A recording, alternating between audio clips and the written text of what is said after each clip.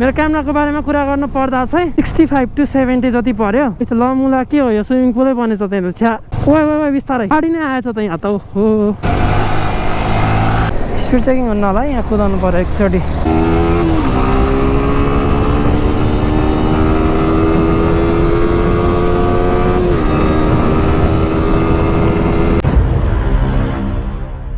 ल ट्राफिक दारले माछा मारिराख्नु भएको रहेछ, धेरै माछाहरू परिरहेको रहेछ। त्यो रातो पुलको रोड चाहिँ बब्बालाई बनाएको छ अहिलेको लागि चाहिँ। रातो पुल एरिया चाहिँ बब्बालाई बनाएको छ अहिले चाहिँ क्लिन। एटिएमहरू सब हटाइदिएछ भनेर त्यो हुन्छ नि फुटपाथमा भएकोहरू यहाँको। ओहो धुलो खान परिहाल्यो फर्स्टमा। So hello and what's up everybody, this is Asnab. हजुरलाई मेरो च्यानलमा फेरि पनि स्वागत छ है। अहिले चाहिँ म दिदीलाई गौशाला छोड्न गइरहेको, त्यसपछि फेरि मेरो सुखधारातिर काम छ, यहीँ छोडिदिउँ। By by. यसरी झार्न त नहुने हो बट इट्स ओके। यहाँ मैले त गियरै देख्दैन भने यो राखेपछि यसले पुरै छेक्छ नि त। यहाँनिर हुन्छ गियर इन्डिकेटर छैन तर हातले रोकिदिएको मान्छेलाई अलिकति फेरि ड्वाङ्गाएर कुकुरलाई ठोक्यो भने तनाव पर्छ भने त्यहाँ भर्खर 10 बज्नु लाग्यो नि त। अनि अब ठ्याक्क ऊ हेऱ्यो के अरे अफिस टाइम पऱ्यो क्या। मेरो कलेज चाहिँ 10 बजीबाट स्टार्ट हुन्छ होइन। कलेज मतलब अब कलेजै भनौँ न, लाइक ब्याचलर्स। 12 को रिजल्ट चाहिँ आएको छैन बट ब्याचलर्स सुरु भइसक्यो। ओहो ट्राफिक त हेर। अनि मैले क्यामेरा किनेको चाहिँ धेरै भइसक्यो, अनि भ्लग मात्र बनाएको छैन क्या अहिले चाहिँ। लास्ट टाइमै रिजन भनिसकेँ मैले। सेप्टेम्बरबाट चाहिँ ठ्याक्क लाएर होइन युट्युबमा यस्तो एक्टिभ हुन्छु। युट्युब कलेज अनि के हुन्छ अरू त्यस्तै हुन्छ नि, अलिकति चाहिने कुराहरूमा एक्टिभ हुन्छ। अब चाहिँ जताततै ट्राफिक छ त, that's a good thing. Zebra क्रसिङमा ट्राफिक बस्नु। हेलो जेब्रा क्रसिङमा क्रस गर्नु छैन, यहाँ क्रस गर्दै लेफ्टबाट ओभरटेक गर्न त चाहदिनँ नि के गर्नु, राइटबाट ठाउँै छर्दैन कसैले। आज म यो दुईवटा क्यामेराको बारेमा नि कुरा गर्नेछु, एसए क्याम र गोप्रो दुइटैको कुरा गर्नेछु। कस्तो हुन्छ एक्सपिरियन्सदेखि लिएर यताउति सबै होइन। सो हेर्नु राइटबाट ठाउँै छैन क्या। ल आइल सो यु, लेफ्टबाट यति स्पेस छ नि, I'll show you from right. अब अफलाइन जानु पर्दैन त, लेन यहाँनिर छ तर देखिया छैन lane. So it's better to overtake from left side. Right साइडबाट अर्को गाडी ल्याएर ड्याङ हान्यो भने त म के गर्ने। हाइट यहाँबाट लुत्तै छिराउ ओए मार्छ जस्तो लगाइतिर च्यापेर आइतिर हाने। त्यस्तो नगर्नु होला गाइज, दुईवटा ओन रिक्स तर गर्दै नगर्नु होला सकेसम्म। मेरो क्यामेराको बारेमा कुरा गर्नु पर्दा चाहिँ यो सबै हुन्छ नि, यो अहिलेको जति सेटअप छ नि मसँग हो, यो सेटअप चाहिँ मलाई त्यस्तै गरेर 65 to 70 जति पर्यो। I still have to buy battery. Like ओरिजिनललाई 4500देखि 5K जति पर्ने रहेछ ब्याट्री चाहिँ। अनि डुप्लिकेट किन्यो भने 2000 to 2500 1500 त्यस्तोमा नि आउने रहेछ क्या। बट क्यामेरा बिग्रिने चान्स बढी हुन्छ, ब्याट्री टिक्दैन। त्योभन्दा बरु नकिनेको मैले त्यति बेला चाहिँ। किनेपछि राम्रो किन्ने भनेर गन्दगीले मार्ने भयो यहाँ त काठमाडौँमा त। अनि अर्को कुरा भने चाहिँ SA6 लेजेन्ड भनेको चाहिँ यसको तपाईँलाई फुल सेटअपै होइन, लाइक एडाप्टरहरू केही पनि किन्नु पर्दैन नि त नि। अनि फुल सेटअप चाहिँ अब if you by good memory अहिले SA6 लेजेन्डको प्राइस कति त्यस्तै 17,000 to 20,000 सम्म छ। अनि अब राम्रो मेमोरी किन्यो भने त्यस्तै 3-4,000 त परि नै हाल्छ। तैँले यसमा नर्मल मेमोरी नै किन्दाखेरि चाहिँ हुन्छ भनेपछि यसलाई 21,000मा फुल सेटअप आउँछ भनौँ न। अहिले यो स्ट्र्यापहरूको केही पनि कुरा गरेको छैन है फेरि माउन्टहरू। हो मैले त बाइक भएपछि चिलाउने क्या। अनि अरू भन्नुपर्दा चाहिँ यसको वाइड एङ्गल र यसको वाइड एङ्गलको कुरा गर्नुपर्दा चाहिँ दुइटैको यसको कम छ, यसको बढी छ। ल मुला के हो यो स्विमिङ पुलै बनेछ त्यहाँ छ्या हिजो भर्खरै बाइक धोएको यार। ओम माने पेमे हो, मेरो जुत्ता नभिजोस् जुत्ता नि। ओए बिस्तारै मार्छ है क्या हो यस्तो तल चाहिँ खुट्टामातिर आएर जुत्ता नभिजोस् भनेर। पहिला भए चाहिँ पानीमा ब्याङ बुङ हाल्दै हिँड्थेँ मैले। इच्छा बेकार यो बाटो आएको यार। ओए हेलो ए दाजु छ्या जुत्तामा पानी परिकन हल्का। सो क्यामेराको बारेमा कुरा गरेर थिएँ म। बजेट डिफ्रेन्स भनेको चाहिँ त्यस्तै 45,000 सम्मको बजेट डिफ्रेन्स हुन्छ यसमा चाहिँ होइन। यो दुईवटा क्यामेराको बिचमा चाहिँ यसलाई 21,000 जति पर्न गयो भनेदेखि यसलाई 65 to 70,000 पर्न गयो यो क्यामेरालाई, गोप्रो हिरो लाइनलाई चाहिँ। अनि SA6 लेजेन्ड धेरै नै सस्तो छ, यसको हेरी 1/3 पर्छ यसको। क्यामेरा स्टेबलाइजेसन अनि त्यसपछि अरू भनेको चाहिँ वाइड एङ्गल अनि क्वालिटीदेखि लिएर सबैको कुरा गर्नुपर्दा चाहिँ अभियसली यसकै नै कम छ यसकै, तर बजेट हेरेर अनुसार चाहिँ एकदमै ठिक छ होइन। अब यसमा गाइरो सेन्सर भन्ने आउँछ, यसमा गाइरो सेन्सर भन्ने आउँदैन। यसमा अलरेडी गोप्रोकै स्टेबलाइजेसन आउँछ, जति नै हुन्छ नि अल्ट्रा वाइडमै हुन्छ नि त्यो गोप्रोकै स्टेबलाइजेसन आउँछ क्या। त्यो नाम चाहिँ ठ्याक्कै थाहा भएन मलाई, यतिकै बोलिरहेको छु म, बट आउँछ होइन। अनि यसमा चाहिँ के छ भनेदेखि गाइरो सेन्सर भन्ने हुन्छ होइन S6 लेजेन्डमा चाहिँ।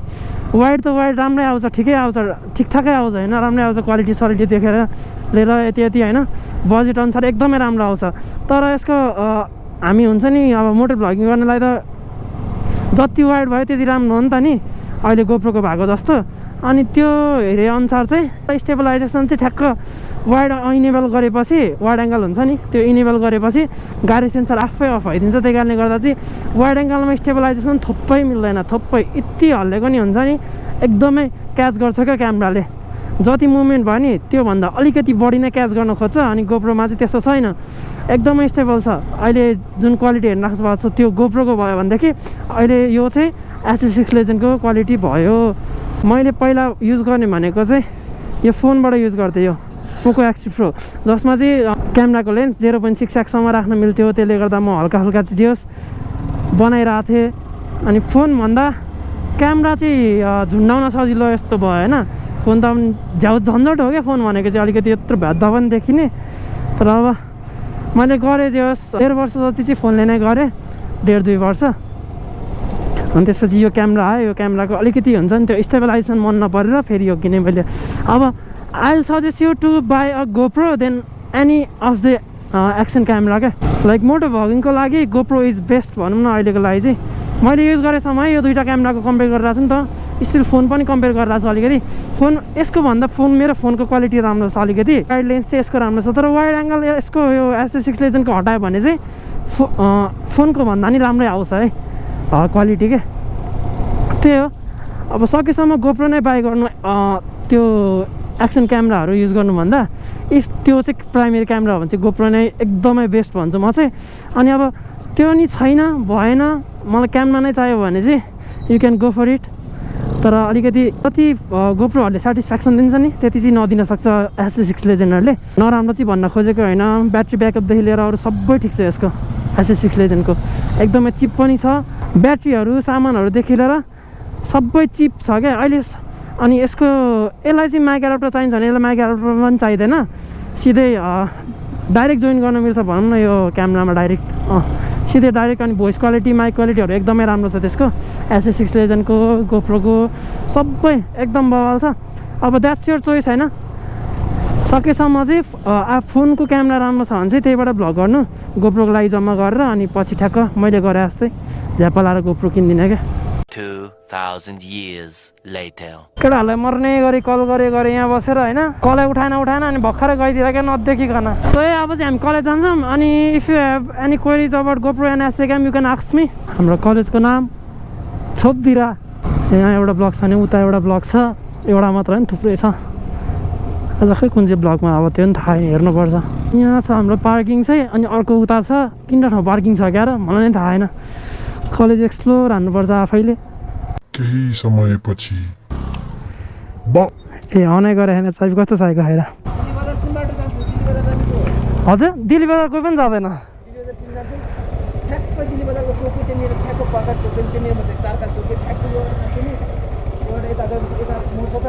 हाम्रो चाहिँ कलेज चाहिँ सक्यो, अब चाहिँ हामी यहाँ दिल्ली बजारतिर हुँदै बानेश्वर हुँदै मेरो पुरानो कलेज जाँदै अनि त्यसपछि गएर मेरो 11को सर्टिफिकेट दिनु छ। हाइट पानी पर्ला जस्तो हुन थाल्यो त, फेरि भिजिने भयो कि अब झन्झट मात्र हुन्छ भने। Anyways keep supporting guys. यो कर्नरमा ठक्क होइन फ्लाइवे हान्दा कर्नर हान्नुपर्छ।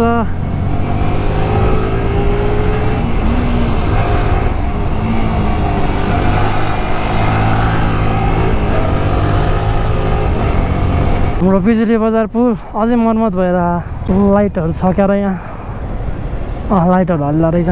स्पिड चेकिङ हुन्न होला है, यहाँ कुदाउनु पऱ्यो एकचोटि, कुदाउँ न त।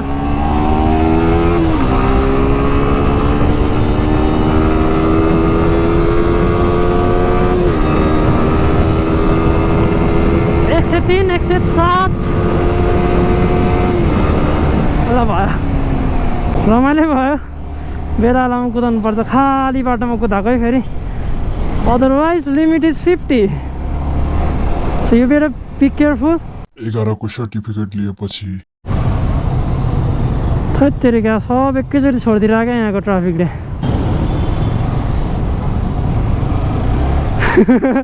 कहाँबाट स्पन भइदिएर यार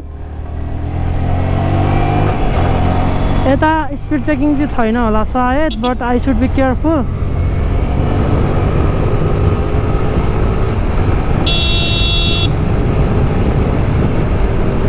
ल भयो यहाँ त ट्राफिक छ यता छिर्यो यताबाट गयो सट्ट गयो यताबाट निस्क्यो यता छिर्यो अनि फेरि यताबाट सुत्त छिर्यो फेरि यताबाट सुत्त छिर्यो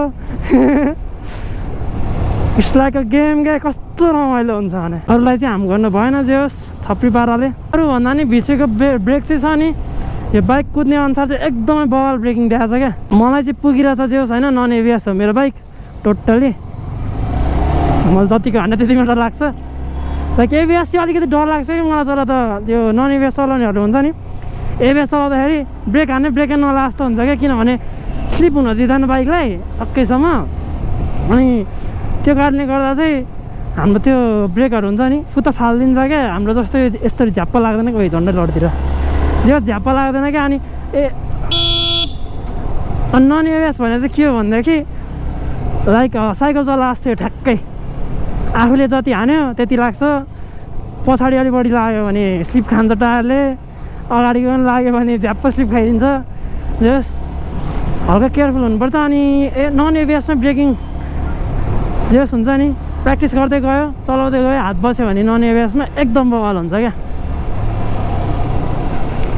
मलाई चाहिँ एबिएस भन्दा नन एबिएसै ठिक लाग्छ है अहिलेको यो लाइक V3सम्म चाहिँ किनभने I'm riding V3 since 2 years or more धेरै नै भइसक्यो होला 2 वर्ष भन्दा नि तर स्टिल ब्रेकिङमा चाहिँ मलाई अहिलेसम्म दुःख दिएको छैन क्या बाइकले अनि मैले अहिलेसम्म लिभर पनि योवालै लिभर हालेर चाहिँ स्टकको लिभर पनि छैन मसँग अनि हल्का जुगाड गएर छ हल्का रिक्स त छ यो लिभरमा तर भाँचिँदैन द्याट्स अ बिग पोइन्ट खाल्डो छ भने जताततै सट